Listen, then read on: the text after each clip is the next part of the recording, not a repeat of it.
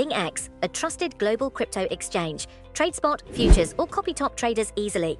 Sign up via the link or referral code to get 30 USDT instantly, plus up to 1,500 USDT in bonuses for verification, deposit, and trading. Australia's household energy expenses are projected to see a significant reduction, potentially halving by the year 2050, according to insightful modeling. This substantial decrease is anticipated as solar panels, advanced battery storage systems, and the widespread adoption of electric vehicles and energy-efficient appliances become commonplace across the nation. Such a shift is expected to alleviate pressure on the federal government concerning the cost of living for its citizens and concurrently create more fiscal and policy space for ambitious climate action initiatives. A comprehensive study conducted by the Grattan Institute, a prominent think tank, reveals that a targeted reduction in greenhouse gas emissions stemming from electricity generation, in alignment with the ambitious goal of achieving net zero emissions by 2050, could dramatically cut average household energy costs. Currently standing at approximately $5,800 annually, these expenses are forecast to drop to around $3,000 by mid-century. The report meticulously details that a decline of this magnitude is not only achievable but likely to occur even under existing policy frameworks. This optimistic outlook is predicated on households progressively weaning themselves off natural gas and petrol in favor of cleaner, renewable energy sources. The most pronounced savings are anticipated in Victoria, a state currently heavily reliant on gas for its energy needs. In Victoria, the modeling suggests that average annual spending on petrol, gas, and electricity could plummet from $6,036 to a mere $2,767.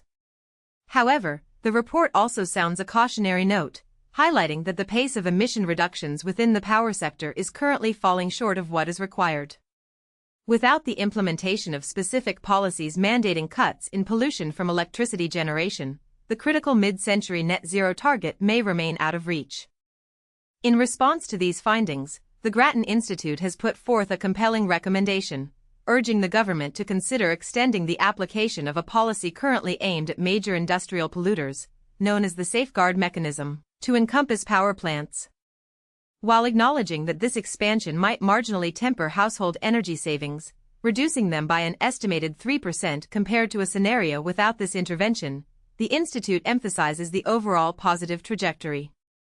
The safeguard mechanism, it is noted, inherently functions as a form of carbon pricing, a concept the current Labour government has deliberately steered clear of, a strategic move following a politically charged period that saw the abolition of a functioning carbon pricing scheme by the coalition government under Tony Abbott in 2014. Alison Reeve, the Grattan Institute's Energy and Climate Change Program Director, articulates a compelling argument for a recalibration of political discourse surrounding carbon pricing. She observes that the landscape of energy consumption has fundamentally transformed since 2014, and consequently, the political sensitivities surrounding carbon pricing should also evolve. Reeve candidly states, "For too long, federal governments of both political colors have avoided pricing carbon because they fear higher electricity prices. Our report shows that the source of that fear is becoming outdated." This statement comes at a time when Queensland is reportedly planning to extend the operational lifespan of its coal-fired power plants by up to a decade longer than initially planned, a move that has drawn considerable attention. The safeguard mechanism, initially introduced by the coalition, was subsequently revamped by the Labour government in 2023. This mechanism mandates that approximately 200 industrial facilities, each responsible for emitting over 100,000 tons of carbon dioxide annually, including liquefied natural gas plants, coal mines, smelters, and various factories, must progressively reduce their emission intensity by 4.9% each year until 2030. Compliance can be achieved through direct on-site emission reductions or by acquiring carbon offsets. Furthermore, companies that manage to reduce their emissions below established baseline levels are rewarded with safeguard mechanism credits, which can then be sold to other polluters struggling to meet their targets. Preliminary government data indicates that the total direct pollution emanating from facilities covered by the safeguard mechanism experienced a reduction of nearly 2% in the first year following Labour's revamp. However, the scheme has faced criticism, particularly regarding its allowance for the potentially unlimited use of offsets, a practice questioned by peer-reviewed studies suggesting they may not be delivering promised environmental benefits. A comprehensive review of the safeguard mechanism is slated for the upcoming year.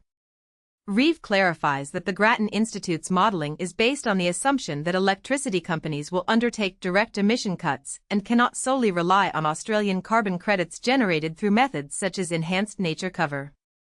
Reeve further elaborates that while a more direct approach, such as a pure carbon tax or an emissions trading scheme, would theoretically be more effective than current policies, including the safeguard mechanism, a sentiment echoed by veteran Labour climate and economics advisor Ross Garnott, the Grattan Institute has strategically focused its recommendations on what is politically attainable. She aptly summarizes this pragmatic approach by stating, "Neither of those horses are in the race at the moment. You can only bet on the horses that are in the race." This pragmatic stance is particularly relevant given the criticisms Labour has faced regarding perceived delays in the rollout of solar and wind farms, crucial for meeting its target of sourcing 82% of the nation's electricity from renewable sources by 2030. The adoption of renewable energy within households has seen a significant surge since the introduction of a battery subsidy in July. However, investment in large-scale renewable energy developments, particularly wind farms, has experienced a slowdown. This deceleration is attributed to several factors, including protracted planning approval processes, delays in constructing essential transmission links, and ongoing challenges within supply